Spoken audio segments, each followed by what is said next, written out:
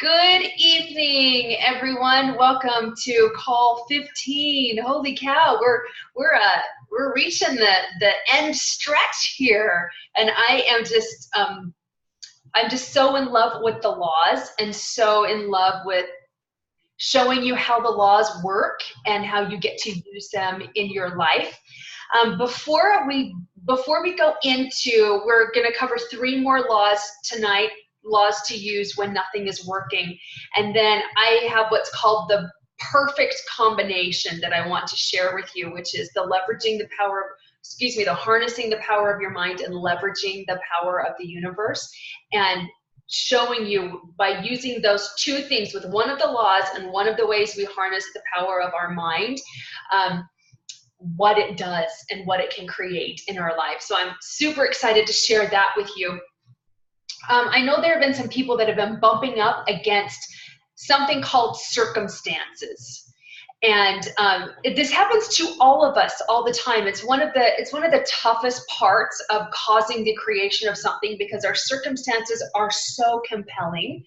The current evidence of what quote unquote is like the proof of it is overwhelming to us. And so how do we rise above our circumstances? In fact, I had a client just the other day was like, how do you stand in certainty, and how do you do all of this? And so I told him, this is what you do. It's knowing that everything works out for your good. It's knowing that as you show up and you do your part and only your part, that God and the universe will make up for the rest of it, and you don't have to do any heavy lifting. And he was like, yeah, but you know we do that sometimes, like, yeah, but you don't understand. Like, this is what's going on. And he's like, circumstances are really barking at me right now. And as I can have, and I certainly have compassion for that, and I have compassion when your circumstances are screaming at you, and the reality just feels so overwhelming and so discouraging. And yet, you can no longer afford to believe what your circumstances are telling you. Not if you want to create what you've got on your goal card, not if you want to experience in real life, in the physical form, what you've got in your heart and what you've had on your mind for the last 4 months, almost 3.5 months. You can't afford to believe that any longer. And so you have to bark back, and you have to bark louder than the circumstances are barking at you. Even when you're slipping sideways, and it's really interesting. So I can tell when my clients are open to my mentoring and when they're not. And so I've learned that through some tough experience with trying to coach someone who is just not in a position to be coached and just wants to. It's called arguing for your limitations. But you don't understand. I have this, and I have this, and I have this, and let me tell you what happened today. And at that point, I just know, okay, you know what? I can create a space for this. And what I mean by creating a space as a mentor is that I'm really good at just like letting you be wherever you're at in your process, but not jumping into it. So it's just creating that, kind of a circle of safety, so to speak, that, all right, here's the space. So go ahead, but I'm not going to dive into this with you. And as a matter of fact, I have to disconnect from your drama right now. And there are times when we have to do that to ourselves. Like, I've got to disconnect from my drama. Now, I've worked with people through the years. We've got people in this group currently that have really significant health challenges that have come up. And so I have such great compassion for that, and I have such great understanding for that. But it's almost as if there are times when we wear our physical challenges like a badge of honor. And this is why I can't do it. I'm in chronic pain. I'm in chronic fatigue. I have this illness, whether it's a mental illness or whether it's a physical ailment or anything that's going on. And so that's why I categorize the laws into laws to use when you're just getting going and laws to use when nothing is working. Because there are specific laws that are much more effective to us when we're coming up against the challenges of life and challenges in our physical body and all of that. And the one when you're having a physical challenge, the law to pull into that is the one I taught you last time, which is the law of utilization. So it doesn't mean that you're ignoring what's going on in your body, because there are times where we have to work within the parameters of our body. Like if I'm really, really tired, then I've got to honor that and either rest so that my body can heal and re-energize itself, rather than trying to push through and push you. Like, I know it's not time to go run a 10K when I'm really, really, really tired, or when I'm really, really sick. So you gotta work with what you've got, and that's what the law of utilization is. The law of utilization leads to manifestation. If you can utilize everything in your circumstances for your good, you will manifest what it is that you want. So, and I'm just going to do a brief review on the law of utilization. So this says that everything happens for a reason, and that reason is to assist you. It's for your good. It's to help you. It's to serve you.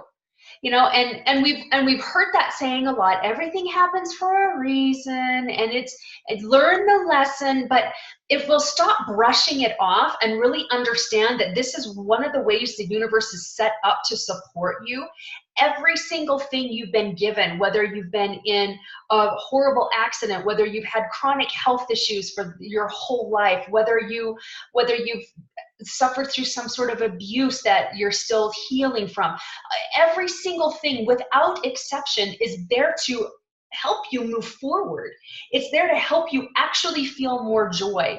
It's to help you create the life that you want to create. But what we do is we look at all the ways that it causes suffering because of the meaning that we've given that situation. I had a client once, and understand, I respect and honor all my clients so much, but I can see really clearly where they're going sideways. That's why you hired me to be your mentor, so I can show you when you're going sideways. And I was speaking with her, and she said, I wish you could get inside my brain right now and just see what's actually going on about why I can't do this. I'm just like, honey, we have to stop that. You can no longer afford to believe that any longer. This is here to help you. And we were talking about mental illness, and she's had a mental illness for quite some time. And I get mental illness. I've had mental illness. My mother died from mental illness. Like, I've been intimately acquainted with mental illness. And so I have very little patience for those kinds of stories anymore, because we can't continue to believe the stories that our circumstances are spewing at us and expect to get where we want to go. We just can't. And so I say this with all of the love that I have within me, and respecting where you are and honoring where you are on your own journey. But just be really aware that if you continue to believe current circumstances and you continue to be enamored by them, and you're continuing to be so caught up in them, you will not get what you're after. You can't. And so, like, I have no judgment about that, but it's gotten really clear to me lately too. I've got some great big goals I'm going after that I have not reached. And so I think, and the deadline has passed for some of them, and I haven't reached it. And so there is a part of me that wants to go into discouragement and, oh, I'm not really cut out for this. And, oh, why did I think, like, all of that nonsense. And then I just think to myself, why? This is ridiculous. Like, why am I allowing myself to give this situation a meaning that doesn't support me? Why am I going to suffering because I haven't gotten my way on something? And we do that with things all the time, and we don't even recognize that we're doing it. We just know that we're discouraged. We just know that we can't even make ourselves listen to our neds anymore because there's some sort of a block going on. Well, let me tell you what's actually going on. With all the love in my heart, it's mental laziness, first of all, that's going on. That you're not picking yourself up by your bootstraps. You're waiting until you feel better to do it. But in the meantime, you're perpetuating the situation. So that's the first thing that's going on. The second thing that's going on is your monkeys are running the circus. You are the ringmaster, not the monkeys. The monkeys are part of the circus, okay? But they don't get to run the circus. And so just know that madness and mayhem will continue to ensue so long as you are allowing the circumstances to dictate what you can or cannot achieve or accomplish or create in your life. And sometimes we just got to give ourselves a little bit of a mental slap and be like, just wake up already to what's actually going on, okay? And again, like, there's those times where we've got to go to self-love, where we've got to go to self-care, where there are things that have really hurt us. But again, remember, the longer we're in that, the more we're attaching a meaning to the event that doesn't serve you. And so you get to choose a new meaning to get you out of suffering so that you can get into a beautiful state where you can start getting the downloads and the inspiration and the direction and the guidance that is going to actually lead you to what you want. You know, I have a 13-year-old daughter and I love her dearly, and we are on day 6 of summer, and on day 1 she was bored. And I was like, oh, honey, this is going to be a long summer for you. And she was like, what can I do? So I'm giving her all of these ideas. Nope, nope, nope, nope, nope. And I was finally like, you know what? It's not my job to entertain you. If you're going to go into suffering over this, then this is your suffering. This is what you get to do. Because she just didn't feel like it. She wasn't in the mood. And my friends, most of the time when it's time to listen to Neds, I don't feel like it. I'm not in the mood. Oh, I got to listen to my chapters again. Oh, I'm not really in the mood. Like, and then I tell myself, I don't care. I don't care whether you're in the mood or not. I don't care whether you feel like it, because I'm committed to my results regardless of thoughts, moods, feelings, and emotions. So what am I committed to? And am I trained or am I untrained? Am I disciplined or am I undisciplined? What am I in that moment? And again, no judgment for myself, and there should be no judgment for you, to just be in awareness of where I am. And this undisciplined thought that I'm allowing to create a feeling of suffering in me is going to give me more suffering. And if that's what I'm choosing into, then it's okay. Like, that's what I'm going to choose into right now. But when you recognize that that's unintelligent thinking and you are highly, highly, highly intelligent women, then you realize, okay, this is unintelligent and I'm so much smarter than this. And that helps you pop out of that spin that you're in. Okay? So we're always going to have our circumstances that are going to give us the evidence of why we can't. We must rise above that in our minds, in our thoughts, and in our beliefs, so that we can kick the circumstances in the teeth and create the circumstances that we want to be living. All right? It's why most people don't succeed at this. Mental work is the hardest work in the world, but it's the most rewarding. It's what makes your journey filled with magic. It's what makes, oh my gosh, it just makes it all worth it. Even in the midst of the struggle, even in the midst of the challenge, like, oh, I'm alive and I love this. Okay, so there's my first piece. There's my first come to Jesus for you, with so much love and respect, okay? But I know where you guys are spinning, because I spin there too, but sometimes we spend way too much time in the spin, and I have given you simple, practical steps to take to stop the spin and get yourself out of it. But I can't do it for you. You must do it for you. I've said from the very beginning that if you do exactly what I teach you to do, your life will change, and you can have anything that you want. And I stand by that firmly, because I've seen it in my own life, and I've seen it in too many other clients' lives to be able to deny.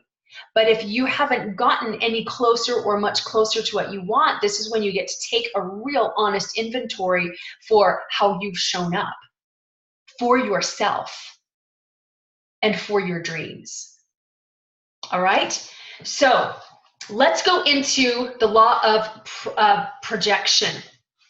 This is the least favorite of the laws, I have to tell you. I get the most pushback on this law, quite honestly, which is why I had to include it, because people don't like this law. They don't understand the power of this law. They just like to tell me that I'm wrong with this law. But I'm not the one who wrote the laws. I didn't create them. I just found them and lived them, and this is how they work.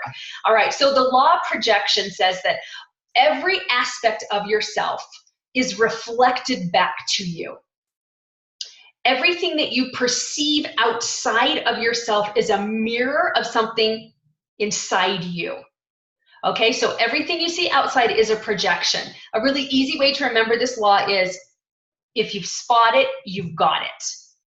Okay, so this is why people don't like this law, because we get really, really irritated at the jerks in our lives and the people who are so selfish and so self-absorbed and so demanding, and what they're reflecting to you is a part of you, and you're denying that part of you. So it can make us feel uncomfortable really, really quickly. But this is a law that is so important to understand and to utilize, because it can bring you so much joy, and it can really help tap you into who you truly are and start healing and loving all those aspects of yourself. So this is how it works in your life. If somebody triggers you emotionally, either positively or negatively, what they have just done is shown you a part of you that you're denying is actually part of you.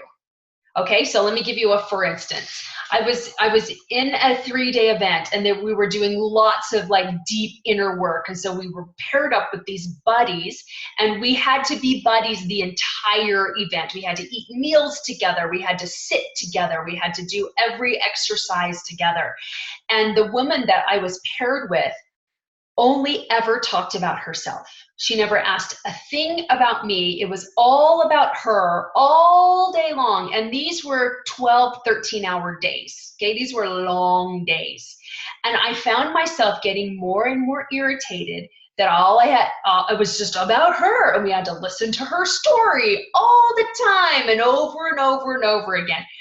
And then I realized, as I'm thinking to myself, oh my gosh, you are so selfish. Holy cow, it's all about you. You are so self-absorbed. I realized, why was I so upset about her talking about herself?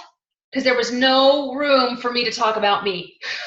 And so she was just reflecting my own self-absorption and my own selfishness and my own feeling that the universe revolved around me. Now, you guys, this didn't happen when I was 18. This happened like a few years ago. Okay, so I don't profess to be like this highly evolved person. I'm working on it. But when I recognized that she was just reflecting a part of me that I didn't want to admit was there, I was no longer triggered by her.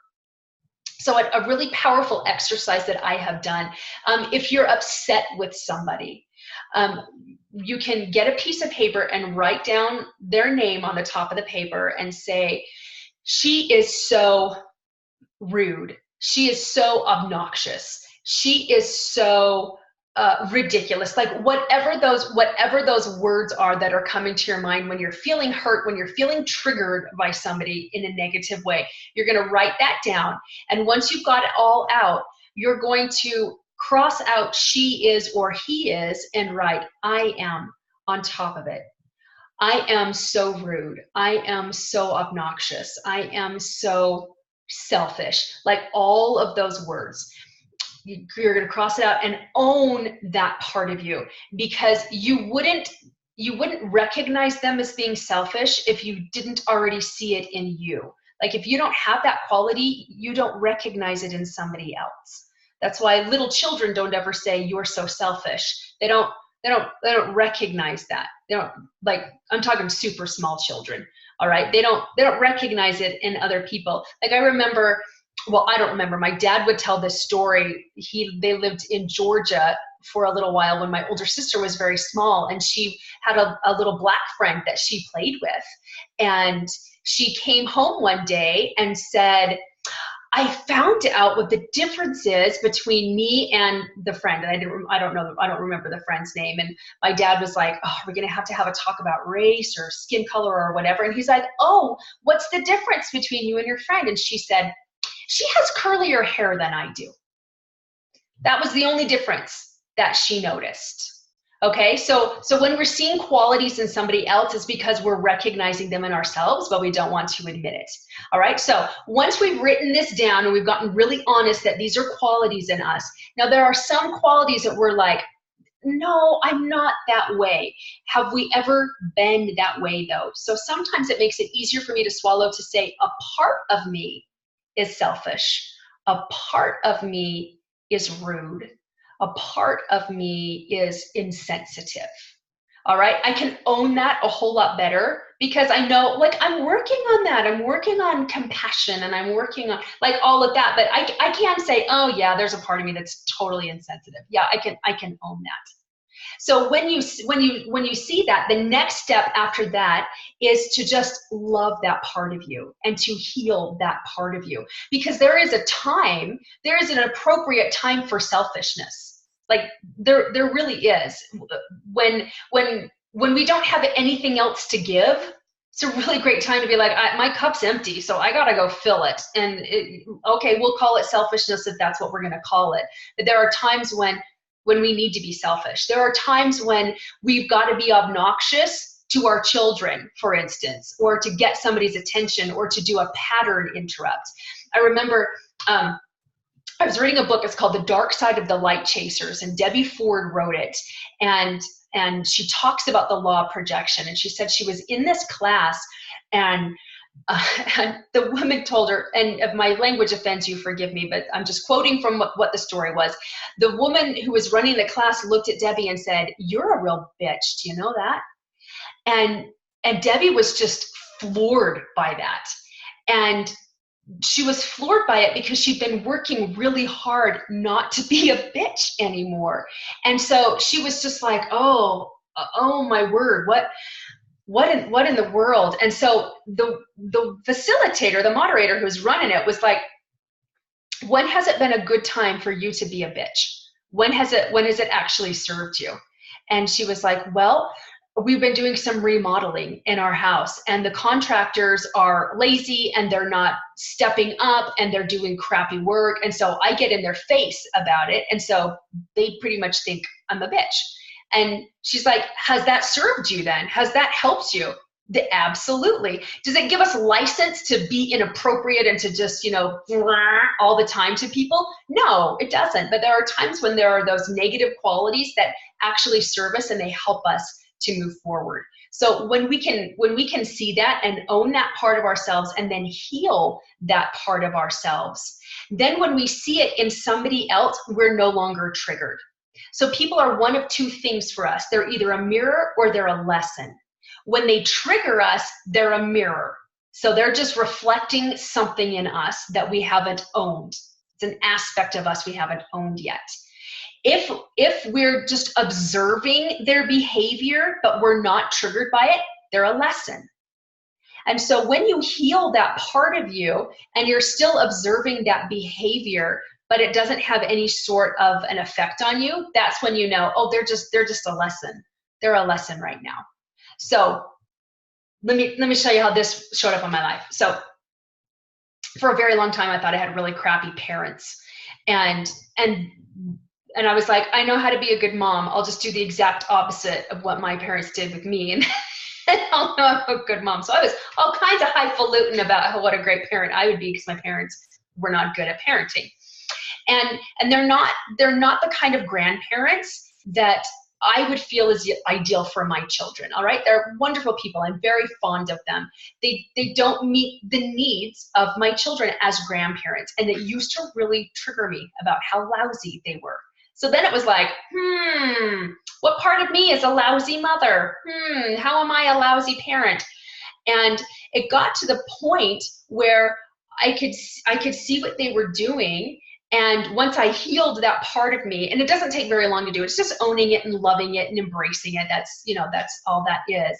But now I can look at it and be like, you know what? That's not what I'm going to choose to do when I'm a grandmother. Like that wouldn't work for me. But I see how it works for you, and I see that that's the kind of relationship you want to have, and I honor that. That's okay. So now I'm just observing the behavior, and it's not triggering me any longer.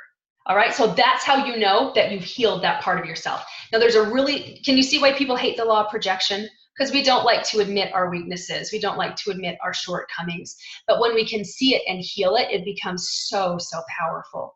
Now, there's a bright side to the law of projection. Any of those qualities that you see in somebody else that you really admire. Oh, I wish I could do that. Oh, I wish I could be like him, or I wish I could do that like her, means you also have that in you. It just hasn't been developed yet. Okay, and so like if you see somebody speaking in public, for instance, and you're like, oh my word, they're such a dynamic speaker. I could never do that. I wish I could teach like her or teach like him. No, you're recognizing a quality in you just haven't developed yet. So it's not that they're so great. It's that you're recognizing part of you that you just haven't noticed yet. So it's a magnificent law. It's such a powerful law, and it will heal relationships really, really quickly when you understand that whoever you're fighting with, they're just projecting to you. So when you can heal that, like you don't even have to have a conversation with them about it. You can do that written exercise and then heal that and just love it and embrace it. And then you can write all of the good qualities that you can admire in them or that you see in them. And then you cross that out and say, I am generous. I am a good listener. I am, whatever. You can do that part of it as well. And like the argument, it's gone. I did this with my son a couple of years ago and was so mad at him. I'm like, oh crap, this is all about me. It has nothing to do with him. And so I did that exercise and we never had another discussion about what we were fighting about, but it was over. It was over. And it wasn't that we're ignoring it. Like it was just healed. It was no longer an issue. The energy was gone. So it was so powerful. So powerful. Okay, so that is the law of projection. Let's do law of compensation. Oh man, between this law and the law of cause and effect, I really think if you can really get a handle on those two laws, your whole life will just explode in such wonderful ways. So law of compensation says that you get equal returns for that which is given. All right, so in other words, you will get what you give. You will always be compensated for your efforts and your contribution, whatever it is, however much or however little. But you will be compensated in equal returns for what you've given. You can never be compensated in the long term for more than what you've put in. That's everything has to be balanced. This is a universe of balance. And so people try to cheat the system and they just end up cheating themselves. So really be in such great awareness of how you're contributing to your life and living in prosperity and how you're contributing to your dream. And do this especially in your thoughts and in your method of procedure. So what do I mean by method of procedure? It's the angle or the way that you're approaching life. So we've all learned the scarcity approach. That's why I wrote the book called The Prosperity Approach, because we need to change our method of procedure. So a lot of times if we're approaching something, so for instance, like we want to get something for nothing. We want to get something for free without putting any effort or any money into it. I had a conversation with a woman today, and I was talking with her about getting into my program, and she was like, well, I said, if you had the money, would you do it? And she's like, I don't know, because I think I'd rather just do it if it was free. And I'm like, well, you won't get anything out of it. You won't get a darn thing out of it because you don't have any skin in the game. So why would I cut your arm off like that to make it free for you? It won't change your life. So when we expect something for nothing, That's one of the ways of our method of procedure, and we're actually violating the law of compensation when we do that. If you hunt for cheap things, or you refuse to buy things unless they're on a bargain, that is a scarcity approach. Now, some of you are going, wait a minute, I love doing that, and I'll address that in just a second. If you begrudge spending money, if you're paying your bills out of resentment, if you're paying them out of fear, if you're just like, oh, I just can't, or if you're feeling guilty if you spend money on yourself, the way that you do that is going to be returned to you. And I speak from personal experience with that. I used to really begrudge paying bills, and I pay them all on time, but I was just like, rah, rah, rah. But then every time money came into me, I would begrudge that it wasn't more money. And so I was receiving it in the exact same way that I was letting it go. So the law of compensation was working perfectly, but I wasn't using it to my advantage for sure. I was not leveraging the law of compensation. Now, so let me talk about hunting for bargains or hunting for cheap things. Does that mean we can't buy things if they're on sale? No. That's not what that means. But if you're like, I'm not gonna buy this until it's $1.50 and it's $2.49, well, now we've got a little bit of a problem. Now we're begrudging money, and we're kinking up the law of compensation. And so if you're sending out cheap vibes, you're gonna get cheap vibes back. It's going to come back to you the same way that you put it out. So this is where, when you're wanting to, for instance, create a business, or you're wanting to make more money, money is an exchange of value. So the more value you give to the world, the more money you will receive. People, that's like, look at your bank account, and that tells you how much value you're putting in the world. All right. And I used to have a really rough time with that. But as I've really immersed myself in the law, it's true. It's true. The more value you can give, the more value you will receive, the greater compensation you will receive for that. But we go sideways on this law, especially people who are building businesses, and particularly service-based businesses. They'll be like, well, I served and I served and I served, and then they didn't sign up, and they don't want to work with me, or they don't want to buy my stuff, and I don't know what's wrong with me. It's because a lot of times we think that we're going to be compensated by the people that we serve, but that's not how it actually works. So we serve and we give value, and then the universe is going to compensate us for it. That's why it's so important that you serve and then you let go. So you employ the law of detachment. You serve and then you let go. Instead of like, I've got to get good at sales, I've got to master the close, I've got to get the enrollments, or I've got to sell my doohickeys. Like, we think that it's going to come from that person that we've given our heart and soul to for that little while that we're talking to them, and then when they're like, no, I'm good, I'll do my own thing, we feel devastated by it, or we're upset by it. And I used to do this for years until it just finally dawned on me. It's not necessarily going to come from the person that you're serving, but it's going to come. It has to. It's how we remain in balance. It's how the universe stays in balance. And so when you know, oh my word, I just gave you massive value, and if you say no and walk away from me, I don't want any more, that's okay, because literally what has happened is the law of flow is in effect now. And so now I've not only invoked the law of compensation with serving and giving great value, but now by them saying no, it's actually moved somebody that's not the best fit out of my space, and it's created a void for somebody who is perfect to step into it.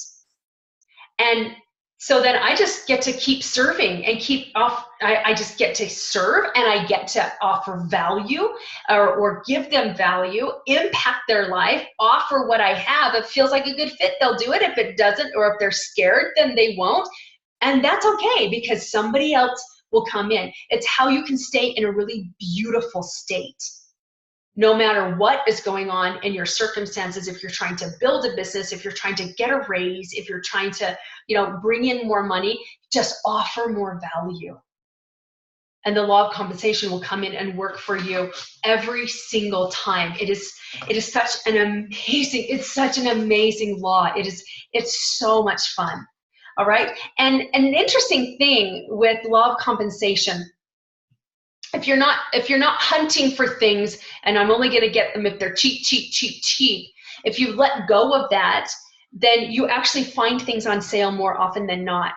You'll find them, or they won't say they're on sale, but they'll ring up on sale at the register, or for a discount at the register. Like, it's really cool how the universe will compensate you financially and in all other ways when you're just like, you know what, I just trust. I need this for my peace. You know, I mean, Pat's got all these projects in various stages of completion, and so there's probably some more supplies that you need. And so, like, if you just trust that, okay, this one's a little bit more than I want to spend right now, but it's the perfect piece to finish this project. And so, you know what, we're going to do this because it's adding value to me. It's going to add value to whoever purchases it, and the universe is going to come and compensate in some way for that. But we get all kinked up over the form that the compensation has to take and how it has to come. That's not our part. Remember, the how and the when and the form is not our part. We just got to stay in a beautiful state. We just got to keep affirming what it is that we want and reminding ourselves of what we're after, and then following those nudges, and then just trusting. Just trusting that God has got your back all the time. And the universe conspires to help you. It's on your side. You don't have to convince it. You don't have to try to get it on your team. Like, it's already on your team. It's all built in already. And that leads us to divine compensation. And divine compensation was explained beautifully in a book that Marianne Williamson wrote, and it's called The Law of Divine Compensation. It's a fascinating book, such a wonderful book. So divine compensation says, even when we experience diminishment on the material plane, on the spiritual plane, there is more than enough for God to bring it to us. It's working with original substance. It's working with formless stuff that Wallace Wattles teaches. That's divine compensation, that there is literally unlimited supply. And especially in the unseen, it is completely limitless. And so the way that you invoke the law of divine compensation is by connecting and receiving. And those are the two big things that we do to really help us be certain as we're going in our journey, even in the midst of the unknown and even in the midst of uncertainty, as we continue to connect to our true source, which is God, and trusting that everything always works for our good, and expecting what we want to come as we take those small action steps that are inspired, then He's going to give us all the good we could possibly receive. Then we get to work on the receiving and the allowing part of that. And we receive by expecting it. When we don't think that it's going to come, then we've shut ourselves down to receiving. So expect it to come. One thing that has filled me with a lot of comfort, no matter what's going on in my circumstances, especially when my circumstances have been challenging, is the reminder of, this is here because I can handle it. This isn't here because I did something wrong. This isn't here as a punishment to me. This is here because it's for my next step of growth and evolution and joy and wealth. And so I can embrace that and know that this is orchestrated for my good. Like, I don't for one second believe that God wants us to be in a painful situation for any longer than what we need to learn what that lesson is going to provide for us. But so often we're resisting what is. That then we're in violation of the law of non-resistance, and what you resist persists, And then you're just perpetuating the same situation because you're not in a place of, okay, here, it is what it is right now. So how am I going to use this to support me? What meaning can I give this that supports me in moving forward? Remember, pain is part of our experience. It's part of living in contrast. Suffering does not have to be part of the experience. We choose into suffering. We don't always choose into pain, but we definitely choose into suffering. And the suffering happens by the meaning that we're giving the event. Well, this means nobody loves me. This means I'm all alone. This means I'm never going to make any money. This is just more evidence that I don't have what it takes. And I used to say that to myself all the time. And so I came at everything from a defeatist energy. And then I was wondering why I wasn't more successful, or why it was so hard to be successful or to be a vibrant entrepreneur, because I was saturating my thoughts like the monkeys were just tearing apart my circus. And I was just allowing them to do that. But when you will discipline your mind with this firm command, authority, command, and many times the monkeys will stop when you say enough. I will not listen to this for a second longer. I am done. And I've had to do that before. It instantly quiets them. Instantly. But when you're just like, oh please, will you be nice to me? Oh please, that doesn't feel good. Oh, now my feelings are hurt even more. Oh dang, you're right. Oh, I am a loser. Oh, nothing will change. Like, oh, then they just tromp all over you. But it's that discipline. There was a movie, I can't remember what movie it was. Denzel Washington was in it. And he was he played an aide to the president, and he was in charge of the president's daughter, and she was on the swim team. And so he was there when she was training, and he would yell at her in the water, trained or untrained? Trained or untrained? And she would reply back, trained. And she would just keep on swimming. And I love that visual. And I haven't actually ever seen that movie, but just somebody explaining that scene was so powerful to me, because it's not, am I good enough? Good enough or not good enough? No, it's just trained or untrained, disciplined or undisciplined. Dang it, I'm disciplined. Dang it, I'm trained. Because I have it within me to live that life that I can see. If I didn't, I wouldn't have the desire to live it. And it's a God-given divine longing that we have.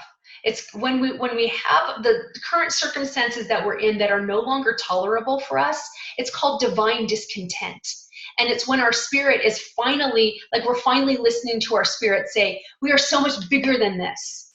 And so it's time to grow out of this. And this is how we're going to change our circumstances. It's not the foot stomping, I don't like this any longer, the tantrum throwing, any of that. It's divine discontent, where it's like status quo, no longer tolerable. And I'm not doing it any longer because this is not me.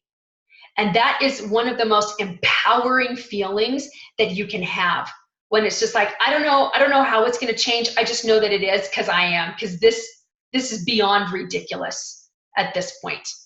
And so I just want to feel better, and I want to feel peace and certain as I go. So what am I going to do for that? I'm going to picture what I want, and I'm going to discipline myself no matter what's going on in my circumstances.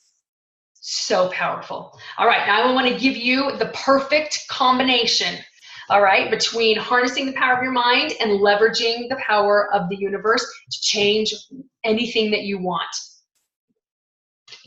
This is how you're going to get to Paris, Pat.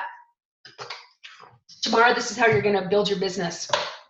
You're going to employ the impression of increase and the law of compensation. Remember, impression of increase. Every single one of us is born with this inherent need to grow and to increase. Increase is we want more money, we want more beauty, we want more experiences, we want an increase in something. It's a desire for more life. Every single thing on this planet has instilled within it the impression of increase and the desire for increase. It's how the flowers grow. It's how the trees and the grass grow. It's inherent everywhere. So we all have this desire for increase, and we are all attracted to people who have the impression of increase. Now, impression of increase is, I know I'm going places. And if you want to go places, then you're going to hang with me. So, and it's not this braggadocious, like arrogant kind of a, I got it going on and I'm all that in a bag of chips kind of a thing. It is just this quiet assurance that you are in the way of increase. That means you're on the path, and you increase everybody who deals with you. And it doesn't matter what situation, whether it's a business situation or a social situation, whether you're trying to sell something, it doesn't matter. Impression of increase. They will desire to be with you. They'll be attracted to you because they're like, I don't know what it is about her, but I want what she has. And what that is impression of increase. So a way that you can just instill this impression of increase to others is when you are talking with them, when you're working with them. Again, it doesn't matter what the situation is, send them compliments in your mind. You are so beautiful. You are so amazing. You are so smart. You've got this. I am so honored to talk with you and to share with you. So again, this is, you're not telling this to them, but you're thinking this of them. They will receive that energetically. And they'll just be like, again, they'll be like, I don't know what it is. I don't know what it is about her, but I love it. I love being around her. And so impression of increase, when you're talking to someone, like my big thing right now is impact. Like I want to impact your life in a really positive, profound way. But I also know that I can only impact your life to the extent that you will allow me to.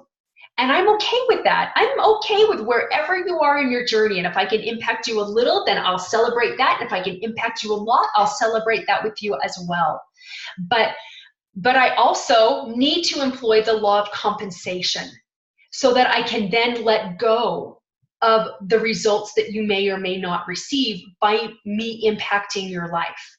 Because I know that as I give value, I will be compensated for that. And I'm not going to tell the universe how to compensate me, because it knows ways I can't even imagine that will bring me more joy than I can even picture right now. So I'm going to leave it to the big guy, how he's going to compensate me, because it's going to be better than anything I can imagine. And I am just going to keep employing the impression of increase wherever I go. Big smile. How are you doing today? I'm euphoric. I'm magnificent. How are you? It's a beautiful day. And people are just like, well, I'm hanging in there. And I'm like, oh, I'm so sorry. I wish you were feeling much more amazing than that. but then they just kind of laugh, and already I've given them the impression of increase. So I've been able to do this for the last couple of days. I spoke at a master class and invited people to get on the call with me so that I could see how I can help. What's kinking you up? What's holding you back? What can I do? Can I offer some insight that's going to help solve this so that you can move forward and create what it is you want to create? And then off of that, if it felt like a good fit, I offered my mentoring to them. And so far, so I've talked with 8 people and nobody has taken me up on it yet. I've got a couple of people that want to follow up with me, or that I'm going to follow up with them in the next day or two. But so far, nobody has said yes. That's not true. One person has said yes, but she hasn't signed up yet. And so when I used to do this, it was so I could get something. I need a client. I want to build my business. I want to serve. But I was all kinked up. I wasn't using the law of compensation correctly. I certainly wasn't using the impression of increase correctly, because I was making it all about me. And today, I just served. I'm like, I want to give them value, and I'm going to impact their life. No matter whether they work with me for 4 months or they work with me for 20 minutes, I'm going to impact their life. And having that attitude and authentically and genuinely just feeling that, because I can't tell you how many times I've been like, I'm just going to offer and let go. And then I'm all kinked up when they say no. And what am I doing wrong? And I said the wrong thing. And I need to take another training. And I need to write a script. Like, I would get all kinds of sideways on that. And today I was just like, this is going to be a magical day. First of all, because I say so. And second of all, because I'm just going to give them value. I'm going to solve their problem for them. And then I'm going to offer more of me if that's something that they want. And if not, then it's okay, because I'm going to be compensated for that so beautifully in the way that's going to serve me best as I serve them the best I know how. And this was a beautiful state day. It's one of the first times I'm finally getting my mind wrapped around it and sinking my teeth into it. And it's so fun. It's so fun, and it fills me with so much joy to be able to share my insights, because I know what they're going through, because I went through it. Oh, I've got so much fear, and I've got so much worry, and I've got so much anxiety. Oh, I know. Let me show you how to get out of that. Okay, awesome. But I've had enough. Okay, that's great. Take this and run with it as far as you want to run. And you know what? If anything changes, you know how to reach me. And I'm so happy to help you even farther if that's something that you want. And if not, that's okay too. And I've got this great big goal that I'm wanting to fill this month. And so far, I'm 0 for 26. And you know what? It's okay. Because as long as I'm doing my part, and as long as you're doing your part and your part only, and you're leaving the heavy lifting to God and the universe, and you're doing those inspired action steps every day, you can't fail. It's not actually a thing. Failure's not actually, it doesn't actually exist. The only way we won't get what we want is by trying to create it from a state of suffering. And so we just get into this beautiful state by recognizing all of the magic that's around us. And and it's really interesting, because when we're leveraging the power of the universe by learning the laws and living the laws and seeing, okay, which law do I want to use right now, because it's not coming. So I'm going to use gestation, so that's going to calm me down. And I'm going to use perpetual transmutation too, so that I can have optimism and enthusiasm and belief that my dreams are on their way. Another thing that's going to help me is if I listen to my NEDs and if I look at my goal card. So those are some really easy things that I can do. And then I'm doing my part. So I'm harnessing the power of my mind by focusing just on what I want, rather than letting the circumstances do my thinking for me. And now I'm leveraging the power of the universe. So, boom, I win. Wow, the journey is amazing. Even if it's not here yet, the journey just becomes delightful. And then things start happening like coincidence and synchronicity and serendipity and being in the right place at the right time. So let me tell you, coincidence are two individual things happening that don't seem to be related, and yet they are. Like, whoa, it's like if you've got this question on your mind, and then you've got, you're at the doctor's office and you just flip open a magazine and suddenly, boom, the answer is right there to your question. You're like, holy crap, that was a coincidence. Nope, that's the magic of the universe. And that happens more often than not when you're leveraging the power of the universe and you've got your mind right. Synchronicity is when it feels a little bit deeper when you're in synchronicity with something. It's like this perfect harmony. Like, have you ever met somebody like you just instantly have this bond with? Synchronicity. And you think, wow, what are the odds? What are the odds of us meeting here and suddenly we're soul sisters? This is crazy. That's synchronicity. It's not chance. That's the universe, because now you have now activated these magical components of the universe. And serendipity is like a happy accident. So serendipity is if you find $20 in a pair of pants that you haven't worn in a long time. Or I found $10 in a drawer one time, and this was at a time when we just didn't have any money at all. This was probably 10 years ago, and I was going to girls' night, and I was like, I don't have any money to go out to dinner. I don't have anything for girls' night. I'm still gonna go, but I was feeling kind of bad, and I was searching through my drawer, not for money, because that's not where I kept my money, but suddenly there was $10 in my drawer, and I was like, oh my gosh, God loves me, and He wants me to get pizza with the girls tonight. This is So like that is serendipity, those happy, wonderful accidents. And we think that they're chance, but they're not.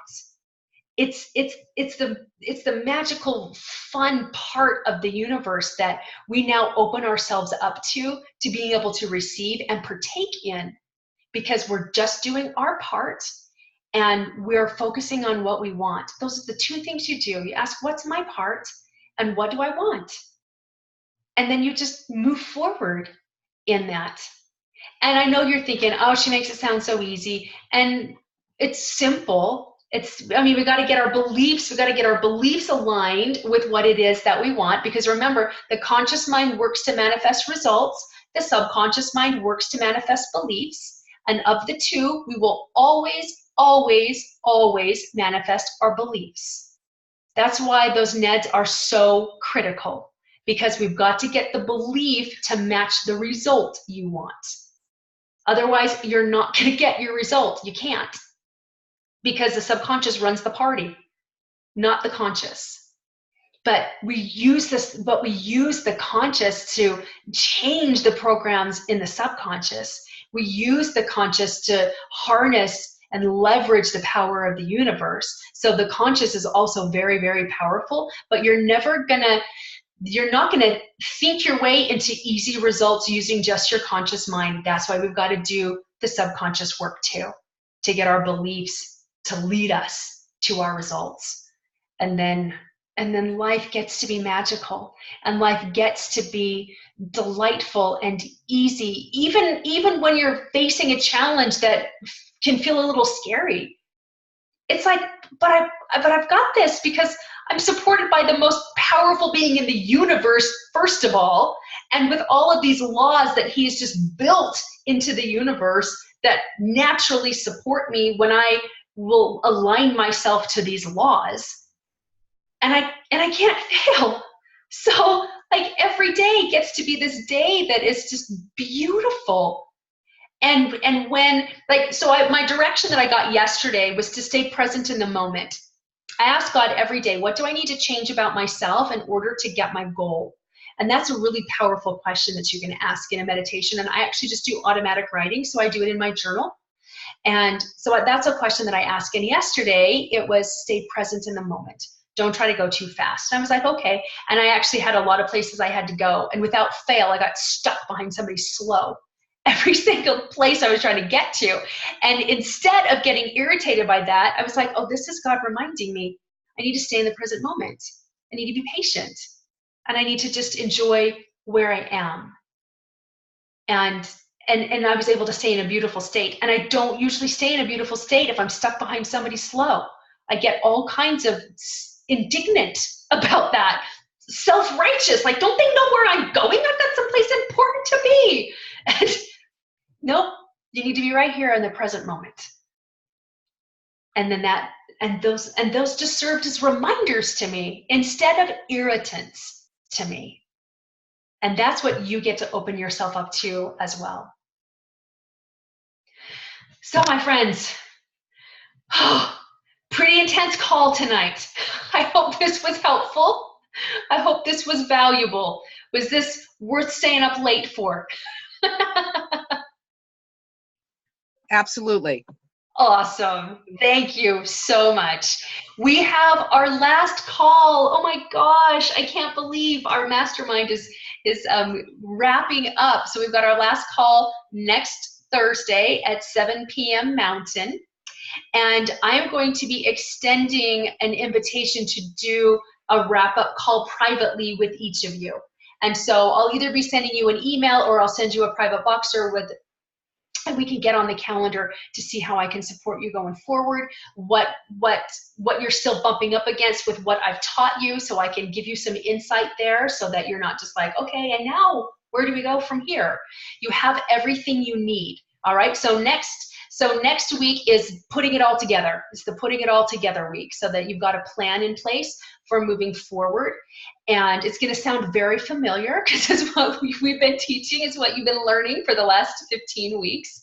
But I also want you to feel like, okay, I know I know the next step to take, and I want to shore up those places that are still feeling a little bit weak to you or might be feeling a little bit wobbly to you. And so I would be so honored to spend a half an hour with you and see how I can help and see what insights that I can give you for that. And if you're curious about access to these calls, they will be available for about another month. So all of the things in the Facebook group, that's going to stay up for another month. And after our call next Thursday, then I can leave the Voxer, I'll leave the Voxer app open for another day or two to, you know, say our farewells or whatever, but then at that point, the Voxer chat will be shut down. So just so that we all know what's going on and moving forward. And I invite all of you to join me in the Rise Up group mentoring program, and I'll talk a little bit more about that next week. But that would be a wonderful way for you to stay in this whole kind of atmosphere and environment, and you're going to get more ongoing training and ongoing education and more techniques that you can use in that. And that program has lifetime access to all of these modules. So, but you will still get these for the next month. So if you're like, oh, I didn't listen to number 7, that's fine. You'll have time. You'll have time to go through and revisit them. All right, my friends, thank you for being here. I send you so much love. I'm so honored. I'm so honored to be in your space and to work with you. So thank you for being here. Those of you who are catching the replay, mwah, love you dearly. And we will see you guys next week, and we'll see you in the chat group very soon. Thank you. You're welcome. Thank you. Bye-bye.